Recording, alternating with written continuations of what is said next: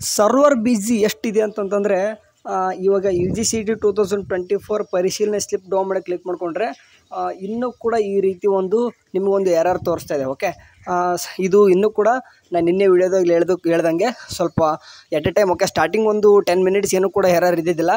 But ಸಡನ್ನಾಗಿ ಎಲ್ಲ ಹುಡುಗರು ಗೊತ್ತಾದ ತಕ್ಷಣ ಅಂತಂದರೆ ವೆರಿಫೈ ಸ್ಲಿಪ್ ಲಿಂಕ್ ಮತ್ತೆ ಬಿಟ್ಟಿದ್ದಾರೆ ಅಂದ ತಕ್ಷಣ ಎಟ್ ಎ ಟೈಮ್ ಎಲ್ಲ ಹುಡುಗರು ಮತ್ತೆ ಆ ಲಿಂಕ್ ಮೇಲೆ ಕ್ಲಿಕ್ ಮಾಡ್ಕೊಂಡಾಗ ಸೊ ಏನಾಗುತ್ತೆ ಅಂತಂದರೆ ಟೆಕ್ನಿಕಲ್ ಗ್ಲಿಚಸ್ ಅಂತ ಕರಿತೀವಿ ನಾವು ಇದನ್ನು. ಸೊ ಹಂಗಾಗ್ಬಿಟ್ಟು ಸ್ವಲ್ಪ ಕ್ರ್ಯಾಶ್ ಥರ ಆಗಿಬಿಡ್ತದೆ. ಸೊ ಹಂಗಾಗ್ಬಿಟ್ಟು ಮತ್ತೆ ಇದು ಹೋಗುತ್ತೆ. ಓಕೆ, ಸ್ವಲ್ಪ ಕೂಲ್ ಆಗ್ಬೇಕಂತಂದರೆ ಮತ್ತೆ ಸ್ವಲ್ಪ ಟೈಮ್ ತೊಗೊತದ.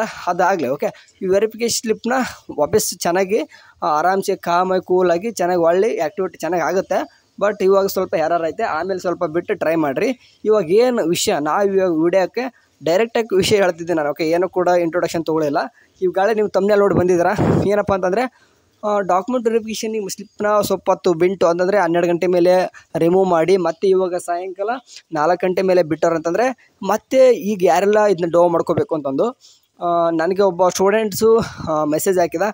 ಬ್ರದರ್, ನನ್ನ ಹೋದ ಸರ್ತಿ ನಾನು ಡೌನ್ ಮಾಡ್ಕೊಂಡಾಗ ಈ ಸರ್ತಿ ಡೌನ್ ಮಾಡ್ಕೊಂಡಾಗ ಸ್ವಲ್ಪ ಡಿಫ್ರೆನ್ಸ್ ಬರ್ತಾ ಇದೆ ಅಂತಂದ. ಸೊ ಹಂಗಾಗಿಬಿಟ್ಟು ನಾನು ನಿಮಗೆ ಏನೆಲ್ಲ ಹೇಳಕ್ಕೆ ಹೋಗ್ತೀನಿ ಅಂತಂದರೆ ನಿಮಗೆ ಓಕೆ ಒಂದು ಎಕ್ಸಾಂಪಲ್ ತೋರಿಸ್ತೀನಿ ನಿಮ್ಗೆ.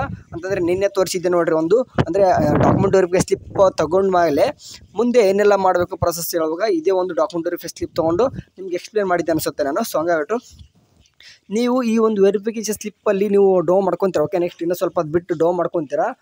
ಇದರಲ್ಲಿ ಈ ಪಾರ್ಟಲ್ಲಿ ಇಲ್ಲಿ ರಿಲಿಜನ್ ನೀವು ಕ್ಯಾಸ್ಟ್ ಬಂದಿದ್ದರೆ ಸಾಕು. ರಿಲಿಜನ್ ಬಗ್ಗೆ ಅಥವಾ ಇಲ್ಲಿ ಅಷ್ಟೊಂದೆಲ್ಲ ತಲೆ ಕೆಡ್ಸ್ಕೊಳ್ಕೊಬಿಡ್ರಿ. ಯಾಕಂದರೆ ಕ್ಯಾಸ್ಟ್ ಬಂದಿದೆ ಅಂತಂದರೆ ರಿಲಿಜನ್ ಆಟೋಮೆಟಿಕ್ ಆಗಿ ಗೊತ್ತಿರ್ತದೆ. ರಿಲಿಜನ್ ಒಬ್ಬನು ಹೇಳ್ದ, ಅಣ್ಣ ನಂದು ರಿಲಿಜನ್ ಓದಿಸಿದೆ ಕೊಟ್ಟಿದ್ರು ಈ ಸರ್ತಿ ಗೊತ್ತಿಲ್ಲ ಅಂತಂದು ಭಯ ಪಡಬೇಡ್ರಿ. ನಿಮಗೆ ಇದು ಮೇನ್ ಇಂಪಾರ್ಟೆಂಟ್ ಅಲ್ಲ. ಓಕೆ, ಇದೊಂದು ಅಪ್ಲಿಕೇಶನ್ ನಂಬರ್ ಇರಬೇಕು.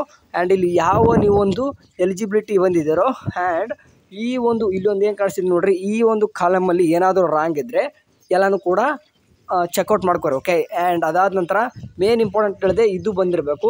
ಈ ಕೆಳಗಡೆ ಪಾರ್ಟ್ ಒಳಗೆ ಏನಾದರೂ ಸಮಸ್ಯೆ ಬಂದಿದ್ದರೆ ಭಯ ಪಡಬೇಡ್ರಿ. ಓಕೆ, ಆ್ಯಕ್ಚುಲಿ ಈ ಸರ್ತಿ ಆಗಿರ್ಲಿಕ್ಕಿಲ್ಲ ಅನ್ಕೊತೀನಿ. ಯಾಕಂದರೆ ಯಾಕಂದರೆ 4 ಅವರ್ ಬಿಟ್ಟು ಈ ಥರ ವಾಪಸ್ ಒಂದು ಲಿಂಕ್ ಬಿಟ್ಟಿದ್ದಾರೆ ಅಂತಂದರೆ ಎಲ್ಲನೂ ಕೂಡ ಸರಿ ಮಾಡೇ ಬಿಟ್ಟಿದ್ದಾರೆ ಅನ್ಸುತ್ತೆ. ಇಲ್ಲಿ ಕೂಡ ತಪ್ಪ ಇನ್ ಕೇಸ್ ವಾಪಸ್ ಏನಾದರೂ ಮತ್ತೆ ಇಲ್ಲಿ ಏನಾದರೂ ರಾಂಗ್ ಆಗಿದ್ರೆ ಅದ್ರ ಬಗ್ಗೆ ಅಷ್ಟು ತಲೆ ಕೆಡ್ಸ್ಕೊಳ್ಕೊಬೇಡ್ರಿ. ನಾನು ಹೇಳಿದೆ ಇಲ್ಲಿ ಕೂಡ ಅಷ್ಟೊಂದೇನು ತಲೆ ಕೆಡ್ಸ್ಕೊಳ್ಕೊಬೇಡ್ರಿ.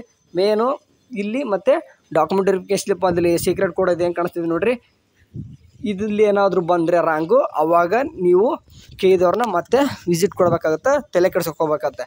ಓಕೆ, ಇಲ್ಲಾನು ಕೂಡ ರ್ಯಾಂಕ್ ನಿಮ್ಮ KCD ರ್ಯಾಂಕಲ್ಲಿ ಏನಿರ್ತದೋ ಅದೇ ಬಂದಿರುತ್ತೆ, ಅದ್ರ ಬಗ್ಗೆ ಬರೀಬೇಡ. ಇವಾಗ ಹೇಳಿದೆ ಯಾರೆಲ್ಲ ಡೌನ್ ಮಾಡ್ಕೋಬೇಕಂತೂ ಇನ್ನೂ ಕೂಡ ಹೇಳಿಲ್ಲ. ಇವಾಗ ನಾನೊಂದು ಫೋಲ್ ಹಾಕಿದ್ದೆ ಯೂಟ್ಯೂಬಲ್ಲಿ ಕಮ್ಯುನಿಟಿ ಪೋಸ್ಟಲ್ಲಿ ಎಷ್ಟು ಜನ ಡೌನ್ ಮಾಡ್ಕೊಂಡಿದ್ದಾರೆ ಅಂತಂದು 60% ಜನ ಇನ್ನೂ ಕೂಡ ಡೌನ್ಲೋಡೇ ಮಾಡ್ಕೊಂಡಿಲ್ಲ ಅಂತಲೇ ಓಟ್ ಹಾಕಿದ್ರು. ಮೀನ್ಸ್ 40% ಅಂದರೆ 100ರಲ್ಲಿ 40 ಹುಡುಗರು ಅಷ್ಟೇ ಡೌನ್ ಮಾಡ್ಕೊತಿದ್ದೀರ, 40 ಜನ ಇನ್ನೂ ಕೂಡ ಡೌನ್ ಮಾಡ್ಕೊಂಡಿಲ್ಲ. ಸೊ ಹಂಗಾಗಿಬಿಟ್ಟು ಇನ್ನು ಯಾಕಂದರೆ ಮಾಡ್ಕೊತಿದ್ರು ಬಟ್ ಅವರಿಗೆ ಸರ್ವರ್ ಬಿಸಿನೋ ಅಥವಾ ಕೆಲವೊಂದಿಷ್ಟು ಡೇಟ್ ಆಫ್ ಬರ್ತ್ ಹಾಕಿಬಿಟ್ಟು ಕೂಡ ಡೇಟ್ ಆಫ್ ಬರ್ತ್ ತಗೊಳ್ದಿರೋನು ಎಲ್ಲನೂ ಕರೆಕ್ಟ್ ಇದ್ದರೂ ಕೂಡ ಸಬ್ಮಿಟ್ ಕೊಟ್ಟಾಗ ಅಥವಾ ಡೌನ್ಲೋಡ್ ವೆರಿಫಿಕೇಷನ್ ಸ್ಲಿಪ್ ಅಂತ ಕೊಟ್ಟಾಗ ಓಪನ್ ಆಗದೇ ಇರೋದು. ಆ್ಯಂಡ್ ಎಷ್ಟೋ ಜನ ಓಪನ್ ಮಾಡ್ಕೊಂಡ್ರು ಕೂಡ ಕೆಲವೊಂದಿಷ್ಟು ಹುಡುಗರು ಕೇಳ್ತಿದ್ರಿ ಅದನ್ನು ಯಾವ ರೀತಿ ಫೈಲ್ ಕೆನಾಟ್ ಓಪನ್ ಫೈಲ್ ಅಂತ ಕೇಳಿಸ್ತೈತೆ ಅಂತದ್ರಿ. ಸೊ ಅದೆಲ್ಲನೂ ಕೂಡ ಹೇಳ್ತೀನಿ ನೋಡಿರಿ. ನಿಮ್ಮ ಒಂದು ಫೈಲ್ ಕೆನಾಟ್ ಫೈಲ್ ಓಪನ್ ಅಂತ ಕಾಣಿಸ್ತಿದೆ ನೋಡಿರಿ, ಅದನ್ನು ಫೈಲ್ ಏನು ಮಾಡಿರಿ ನಿಮ್ಮ ಒಂದು ಯಾರಾದರೂ ವಾಟ್ಸಪ್ಗೆ ನಿಮ್ಮ ಫ್ರೆಂಡ್ಸ್ಗೆ ಕಳಿಸ್ರಿ. ಓಕೆ, ಅದನ್ನ ಡೌನ್ಲೋಡ್ ಮಾಡಿಕೊಂಡು ನಿಮ್ಮ ಒಂದು ಫ್ರೆಂಡ್ಸ್ ಓಕೆ ಡೌನ್ ಮಾಡ್ಕೊಂಡಿರ್ತಾನಲ್ಲ ನಿಮ್ಮ ಒಂದು ಫ್ರೆಂಡು ಫೈಲ್ ಮ್ಯಾನೇಜರಲ್ಲಿ ಹೋಗಿಬಿಟ್ಟು ಅಲ್ಲಿದ್ದ ನಿಮಗೆ ಶೇರ್ ಮಾಡೋಕ್ಕೆ ಹೇಳಿದ್ರೆ ಖಂಡಿತ ಓಪನ್ ಆಗುತ್ತೆ. ಓಕೆ, ಆ್ಯಂಡ್ ಇನ್ನೊಂದು ಇವಾಗ ಯಾರೆಲ್ಲ ಡೌನ್ ಮಾಡ್ಕೋಬೇಕಂತಂದರೆ ಎಲ್ಲರೂ ಕೂಡ ಡೌನ್ ಮಾಡ್ಕೊಂಬಿಡ್ರಿ. ಮೊದಲು ಮಾಡ್ಕೊಂಡವರು ಇವಾಗ ಇನ್ನೂ ಕೂಡ ಹೇಳಿದ್ನಲ್ಲ 40% ಮಾಡ್ಕೊಂಡಿದ್ರಲ್ಲ ಅವರು ಮಾಡ್ಕೋರಿ. ಮತ್ತು ಈ 60% ಯಾರೆಲ್ಲ ಮಾಡ್ಕೊಂಡಿಲ್ಲ ಅಂತ ಹೇಳಿದ್ರು ನೋಡ್ರಿ ಅವರು ಕೂಡ ಎಲ್ಲರೂ ಕೂಡ ಮಾಡ್ಕೊಂಬಿಡ್ರಿ ಇವು ಸದ್ಯಕ್ಕೆ. ಓಕೆ, ಯಾಕಂತಂದರೆ ಏನಾದರೂ ಚೇಂಜಸ್ ಆಗಿ ಬಂದಿರಬಹುದು. ಓಕೆ, ಆಗಿರಲ್ಲ ಹೇಳೋಕ್ಕಾಗಲ್ಲ. ಇವು ಸ್ಟೂಡೆಂಟ್ಸ್ ಕೇಳಿದ್ಮ್ಯಾಗ ನನಗೆ ಯಾಕಂತಂದರೆ ಕೆಲವೊಂದು ಸ್ಟೂಡೆಂಟ್ ಇದು ಬಂದಿಲ್ಲ ಅಂತ ಹೇಳಿದೆ. ಸೊ ಹಂಗಾಗ್ಬಿಟ್ಟು ಏನಕ್ಕೆ ಬೇಕು ಕೆಲವೊಂದಿಷ್ಟು ಆ್ಯಡ್ ಮಾಡಿ ಬಂದಿದ್ರೆ ಏನು ಮಾಡುತ್ತೆ, ಏನೂ ಆಗಿರಲ್ಲ. ಬಟ್ ನಿಮಗೆ ಇಂಪಾರ್ಟೆನ್ಸು ಈ ಒಂದು ಕಾಲಮು ಈ ಒಂದು ವೆರಿಫಿಕೇಷನ್ ಸ್ಲಿಪ್ಪಲ್ಲಿ ಇಂಪಾರ್ಟೆಂಟ್ ಆಗ್ತದೆ. ಮುಂದೆ ಈ ವೆರಿಫಿಕೇಷನ್ ಸ್ಲಿಪ್ ಡೌನ್ ಮಾಡ್ಕೊಂಡಾದ್ಮೇಲೆ ಮುಂದೆ ಏನೇನೆಲ್ಲ ಪ್ರೊಸೆಸ್ ಇದೆ ಅಂತ ಒಂದು ವಿಡಿಯೋ ಮಾಡಿದ್ದೀನಿ. ನಿಮಗೆಲ್ಲೂ ಕೂಡ ವಿಡಿಯೋ ಸಿಕ್ಕಿರಲಿಲ್ಲ ಅಂದರೆ ಕಮೆಂಟ್ ಸೆಕ್ಷನಲ್ಲಿ ಅದನ್ನ ಪಿನ್ ಮಾಡಿರ್ತೀನಿ, ಬೇಕಾದ್ರೆ ನೋಡ್ಕೊರಿ. ಸದ್ಯಕ್ಕೆ ಹೇಳಿದ್ನಲ್ವ ಎಲ್ಲರೂ ಡೌನ್ ಮಾಡ್ಕೋರಿ ವೆರಿಫೈ ಸ್ಲಿಪ್ನ. ಯಾಕಂದರೆ ಸದ್ಯಕ್ಕಂದ್ರೆ ಸರ್ವರ್ ಬಿಸಿ ಇದೆ, ಅವಾಗ ಟ್ರೈ ಮಾಡಿರಿ ಓಪನ್ ಆಗುತ್ತದೆ. ಓಕೆ, ಯಾಕೆ ಅಂದರೆ ಬಿಸಿ ಇರುತ್ತೆ ಬಿಡ್ರಿ ಅಂತ ಸುಮ್ಮನೆ ಖಾಲಿ ಕೂರೋದಲ್ಲ. ಒಂದು ಹಾಫ್ ಆನ್ ಅವರೋ ಅಥವಾ ಒಂದು 40 ನಿಮಿಷಕ್ಕೂ 1 ಅವರ್ಗೊಮ್ಮೆ ಟ್ರೈ ಮಾಡಿರಿ. ವೆಬ್ಸೈಟ್ ಓಪನ್ ಮಾಡಿಕೊಂಡು ನಿಮ್ಮ ಲಿಂಕ್ ಅಂತ ಸಿಗ್ತದೆ ಡೌನ್ಲೋಡ್ ಮಾಡ್ಕೋರಿ ಆರಾಮ್ಸೆ, ಏನು ಭಯ ಪಡಬೇಡ್ರಿ. ಆಪ್ಷನ್ ಎಂಟ್ರಿ ನಾಳೆ ಅಂತ ಇದ್ದಾಗ ಅವತ್ತೇ ಡೌನ್ ಮಾಡ್ಕೊರಪ್ಪ. ಆಪ್ಷನ್ ಎಂಟ್ರಿ ಇದ್ದಾಗ ಯಾವತ್ತು ಸ್ಟಾರ್ಟ್ ಆಗುತ್ತೋ ಅವತ್ತೇ ಡೌನ್ ಮಾಡ್ಕೊಂಡ್ರು ನಡೀತದ. ಓಕೆ, ಅದು ಬೇಕು. ಒಟ್ಟು ಅದು ಇಂಪಾರ್ಟೆನ್ಸು ಕೂಡ ಅಷ್ಟೊಂದು ಗಾಬರಿ ಪಡೋ ಅವಶ್ಯಕತೆ ಇಲ್ಲ. ಕೆದವರು ಈ ರೀತಿ ಎಟ್ ಅ ಟೈಮ್ ಎಲ್ಲ ಸ್ಟೂಡೆಂಟ್ಸ್ ಬಂದು ಒಂದೇ ಲಿಂಕ್ ಮೇಲೆ ಕ್ಲಿಕ್ ಮಾಡ್ಕೊಂಡಾಗ ಈ ರೀತಿ ಕ್ರ್ಯಾಶಸ್ ಆಗೇ ಆಗ್ತದೆ.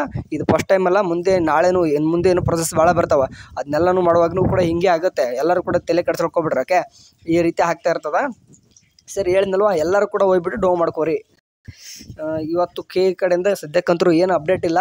ಇದನ್ನೇ ಡಿಲೀಟ್ ಮಾಡೋದು ಮತ್ತೆ ಅದನ್ನ ಅಪ್ಲೋಡ್ ಮಾಡಿದಾರೆ. ನೋಡೋಣ ಮುಂದೆ ಏನಾದರೂ ಅಪ್ಡೇಟ್ ಬಂತಂದರೆ ತಿಳಿಸ್ತೀನಿ. ಅಲ್ಲಿವರೆಗೂ ಚೆನ್ನಾಗಿ ನೋಡ್ತಾರೆ. ಟೇಕ್ ಕೇರ್, ಬಾಯ್.